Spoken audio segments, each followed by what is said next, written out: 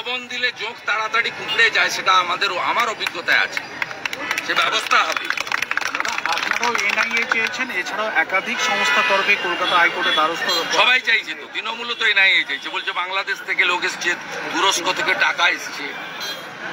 তা যদি বিদেশি যোগ থাকে তাহলে তো এনআইএ ইনভেস্টিগেশন করবে, স্টেট পুলিশ তো করবে না। আর যে এফআইআর হয়েছে, এফআইআরে এখানে এসে লিফলেট বিক্রি করেছিল 2021-এ, মানিক চিটিংবাজ বলে একটা, ওর নাম এফআইআরে আছে, জঙ্গিপুরে গিয়ে উস্কেছে। তৃণমূলের ধুলিয়ান মিউনিসিপ্যালিটির চেয়ারম্যান এনজাজুল, তার ছবি আজকে আমি পোস্ট করেছি, তিনি দাঙ্গায় নেতৃত্ব দিচ্ছেন, হিন্দুদের দোকান বাড়ি লুট এবং আগুনে নেতৃত্ব দিচ্ছেন। তৃণমূল তো সরাসরি যুক্ত। এফআইআরে শামসেরগঞ্জের এমএলএ আমিরুল ইসলামের নাম আছে, এফআইআরে ধুলিয়ান টাউনের প্রেসিডেন্ট কাউন্সিলর মেহবুব আলমের নাম আছে। সরাসরি দাঙ্গায় যুক্ত মনিরুল ফারাক্কার এমএলএর দাদা কাউসার আলী, তৃণমূল করিয়েছে।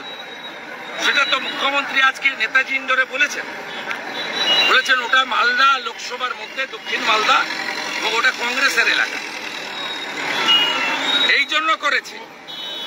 আমি বললাম না, নন্দীগ্রামে আপনি 53টা বুথ আছে, খুলে দেখবেন 1% ভোট পাই না আমরা, 1%। আমাদের হিন্দু পাড়াতে এর সঙ্গে তার লড়াই টড়াই লাগিয়ে লক্ষ্মীর ভান্ডারের লোভ, এর লোভ, তার লোভ করে হিন্দু ভোট ভাগ করে। একমাত্র তফসিলিদের বুথগুলো ভাঙতে পারেনি, এক কাটটা হয়ে আমাকে ভোট দেয় বা আমাদের ভোট দেয়, যেগুলো শিডিউল কাস্ট প্রভাবিত বুথ। অন্য বাঙালি হিন্দু বুথকে ভাগ করে, আর মুসলমান বুথে একদম পুরো সলিড, কখনো বোরখা পরে, কখনো জামা পরে, কখনো লুঙ্গি পরে, কখনো ফুল প্যান্ট, কখনো হাফ প্যান্ট, কখনো গামছা, সব ভোট মেরে দেয়। সুরাটে আছে, মুম্বাই পুনেতে আছে। মমতা তো কাজ দিতে পারেনি। এই নন্দীগ্রামে 40,000 লোক বাইরে পরিযায়ী শ্রমিক, তার মধ্যে 25,000 মুসলমান, আর তারা ওখানে থাকে, ভোট সব এখানে মারে।